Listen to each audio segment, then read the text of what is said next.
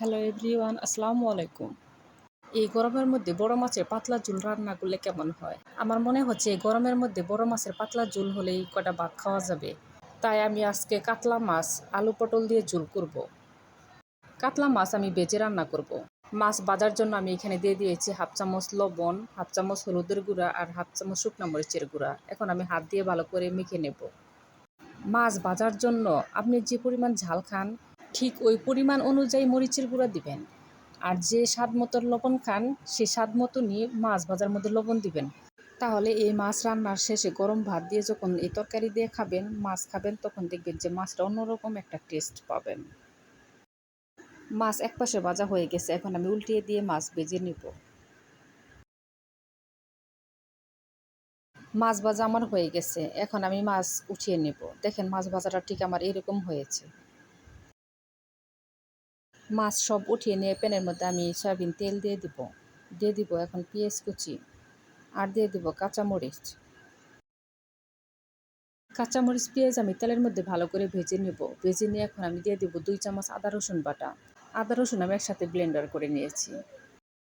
আদা রসুন তেলের মধ্যে ভালো করে ভেজে নেব যেন আদা রসুনের কোনো গন্ধ না থাকে। এখন আমি দিয়ে দেবো স্বাদ মতো লবণ, আর দিয়ে দিব হাফ চামচ হলুদের গুঁড়া, আর দিয়ে দিব হাফ চামচ শুকনো মরিচের গুঁড়া, আর 1 চামচ জিরা বাটা, আর 1 চামচ ধনিয়ার গুঁড়া। এখন আমি সামান্য একটু পানি দিব যেন মশলা পুড়ে না যায়। মশলা এখন আমি ভালো করে কষিয়ে নেব। এই মশলা যত কষানো ভালো হবে রান্নাটা খেতে তত ভালো লাগবে। এখন আমি দিয়ে দিব কেটে ধুয়ে পরিষ্কার করে রাখা আলু আর পটল। আলু পটল আমি এরকম করে চিকন করে কেটে নিয়েছি। এখন আমি মশলার সাথে ভালো করে মিশিয়ে নেব।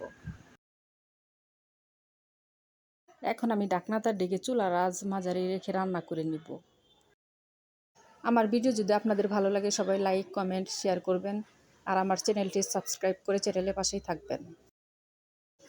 এখন আমি ঢাকনা উঠিয়ে পটল নেড়ে দিব। দেখেন নিচের পানি সব শুকিয়ে গেছে আর আমার পটল কষানোটাও হয়ে গেছে। এখন আমি দিয়ে দিব পরিমাণ মতো পানি। আলু পটল যেহেতু সেদ্ধ হয়ে গেছে তাই আমি বেশি পানি দেব না। মাছ আমি একটা বলক ওঠার আগেই দিয়ে দিব, কারণ বড় মাছ তো মশলা ঢুকলে খেতে ভালো লাগবে, তাই আমি আগে দিয়ে দিলাম। এখন আমি ঢাকনাটা ডেকে তরকারি রান্না করে নিব। তরকারি হয়েছে কিনা তাই আমি একটু ঢাকনা উঠিয়ে তরকারি আবার নেড়ে দিলাম। এখন আমি মাছের উপরে দিয়ে দেবো হাফ চামচ জিরার গুঁড়া। জিরা আমি ভেজে তারপর গুঁড়া করে নিয়েছি।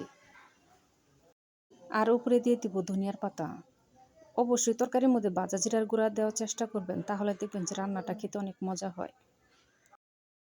আলু পটলের রান্না আমার হয়ে গেছে, এখন আমি তরকারি নামিয়ে ফেলবো। সবাই ভালো থাকবেন। আল্লাহ হাফেজ।